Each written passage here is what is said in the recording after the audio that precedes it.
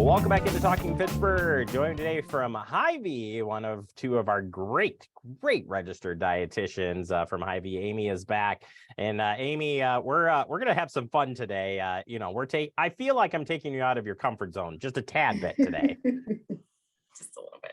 Just a little bit. Yeah. So we always get together afterwards after we do each of the segments. We kind of talk about, hey, what's trending, what's coming up, and we both came to the conclusion that mocktails this time of year is something really fun, and I'm always looking for that alternative to still have some fun, get some healthy piece in there as well. So mocktails is what it is, and as you approach this, Hy-Vee actually has come out with some fun mocktail ideas too for the holiday season. But looking for an alternative for the holidays, and maybe you could recap that. You're not here to say that you can't celebrate the holidays and have fun, but there's ways to do it responsibly and still have fun. Absolutely. So yes, I'm not here to say you can't have alcohol for the holidays. You certainly can. I think it's important too to keep in mind, especially if you're throwing a party, that maybe not everybody on your guest list is going to be drinking. And that could be for a variety of reasons, right? They could be just not drinking entirely. Maybe you have some people who are trying to cut back a little bit. Maybe you have kids coming and they want to feel included. So lots of different reasons people are coming, kind of looking for options for non-alcoholic things. But I think in the past, it was always, if you're not having alcohol, here's a glass of water. So maybe we can jazz that up a little bit and have a little bit more fun with those options.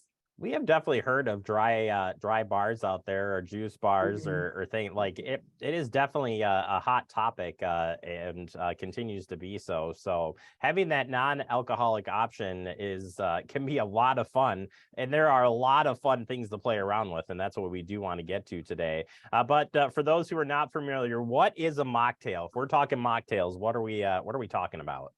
Yes. So basically, a mocktail is basically a non-alcoholic version of what we would consider a traditional cocktail.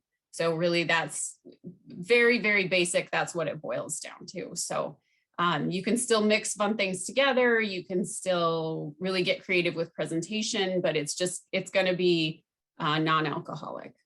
Yeah. And like you said, there are some fun ways of mixing some things in to make it really special. And let's get to the recipes, because I know that's what everybody's itching for. Yeah. And the first one we're going to talk about is a world famous tradition. You wake up on a Sunday morning, a Saturday morning, going out to a brunch, and you're talking about the Bloody Mary. But the Bloody Mary, I think a lot of people actually do get the Bloody Mary alcohol free. Because you still get all the great flavors of a Bloody Mary. But tell us a little bit about this one. Yes. So this is the recipe we're featuring is from Hy-Vee.com. And so the Bloody Mary, I think one of the things that's most fun about Bloody Marys is the garnish. At the core, a non-alcoholic Bloody Mary is essentially a Bloody Mary without the spirits, right? The typical one you use is vodka. So you're basically just leaving the vodka out. But then really getting creative with those garnish. Celery stick and green olives are kind of your traditional, but I mean, you can really branch out with different things. And so if you're throwing a brunch party, that might be a fun thing to set up of a not dry, but a non-alcoholic Bloody Mary bar where you have, maybe a table of different garnishes and people can build their own and really have fun with that. Yeah, and what's the coolest garnish that you've seen out there? Because I've had one that's had a mini cheeseburger on the top, definitely like 10 different varieties of sausage, cheese, olives, apples. The sky's the limit. Yeah, I've seen the cheeseburger. I mean, I've seen people basically garnish the Bloody Mary with a meal, the cheeseburger. I've seen people do fried cheese curds, of course, in Wisconsin. Why not? You could do a lot of different vegetables in there as well. So really sky's the limit. Yeah, it really is. So kind of a fun one there. I like the idea of doing the bar, though, like the do-it-yourself type of bar there to make up and make that drink your own, because I'm sure everybody's got their little take on it. So you can definitely go with that. And of course, you got to spice it. I like a little bit of hotness, not much, but the Bloody Mary, I like that little extra flavor there of the spice. Next one we're going to transition to is talking a little bit about the champagne toast, the champagne flute. And there's some fun things that you have for us that we can enhance this one. Who doesn't like holding a little glass of champagne, though? Exactly. And especially if you're doing a toast, if you think about ringing in the new year, just to have like a glass of water or something just doesn't feel the same. So having something with bubbles that sparkles really kind of helps create the overall feeling of the moment. So the recipe that I picked for that, it's called a Bellini mocktail. So kind of in the same vein of like mimosa or something like that, where you're mixing typically fruit juice and champagne. In this version, you're actually making a fruit puree by blending together frozen fruit and a juice, blending that together, and then you're getting your bubbles by mixing in some sparkling grape juice. You could also use a sparkling flavored water or something like that to get the bubbles, but then again, you can serve it in a champagne flute, and again, it's going to have that really festive feeling as if you were toasting with champagne. I like this one because this one's really good for get the kids involved, and doing a fun toast. It's got some really cool color to it. You could probably garnish it with a little cherry juice or cherries on top if you really wanted to, but it just gives you that nice cool toast piece. And I think that one's a lot of fun, one that I've circled on the sheet here for trying at home for sure. Next one, this one it will be all for my wife. She loves the mojitos, and this is a no-hito. It sounds a lot of fun. Tell us about this one. Yeah, so this one, I feel like typically the mojito is a little bit more of a summer drink, but I put it in just because I think it's a nice fresh option. So again, it doesn't have the alcohol, hence the no-hito play on words there, but it's incorporating fresh cucumber, fresh basil. It's got some simple syrup and lime juice, so it's going to taste really fresh.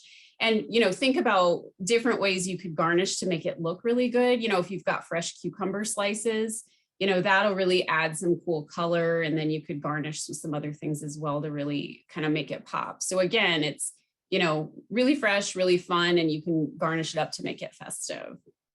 It does have a freshness look to it and you see a lot of places now. I see a lot of cucumber water, or cucumbers that are in the water. So this just feels like it feels right. And looks very fresh. And yes, another one that you could definitely make festive given the time of year. But either way, that's pretty good. All right, I skipped over this one, but I'm saving it for last because it seems like very interesting. And this is a LaCroix Jubilee. Is that how you say that one? Yeah, well, that's how I would say it too. So we'll go with that. So yes. Well, this one's interesting, very colorful. It is very colorful. And LaCroix, if you're looking for other ideas outside of what you're finding on Hy-Vee.com, go to the LaCroix website because they have a ton of really cool mocktail recipes. But this one I picked just because I think it looks really good for the holidays. So it's just combining a couple different flavors of LaCroix with some cherry juice. So it'll give you that nice, pretty red color. Garnish it with some fresh cherries. You could even garnish it if you wanted to with maybe like some sugared cranberries or something like that. Get a little creative there, but I know a lot of people love LaCroix. So this is a nice way to incorporate that. And the LaCroix mocktails too, I think a lot of them are really kid friendly, where they're incorporating the LaCroix with different flavors of juice. And so again, those would be nice ones to get the kids involved with.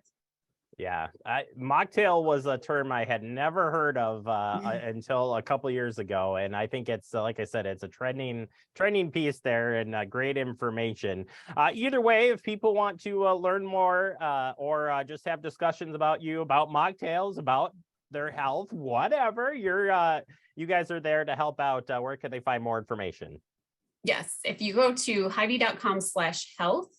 And you can get to the dietitian page there, and then you can search dietitian by your favorite store location, and then just feel free to reach out. We're here to help.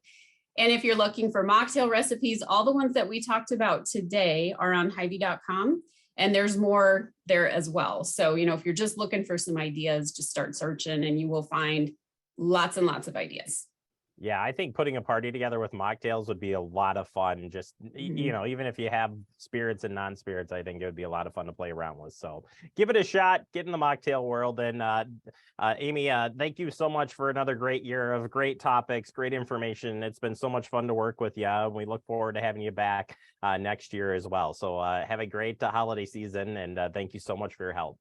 Yeah, same to you. Thanks. Appreciate it. All right, we'll take a quick break. More to come. You're watching TS.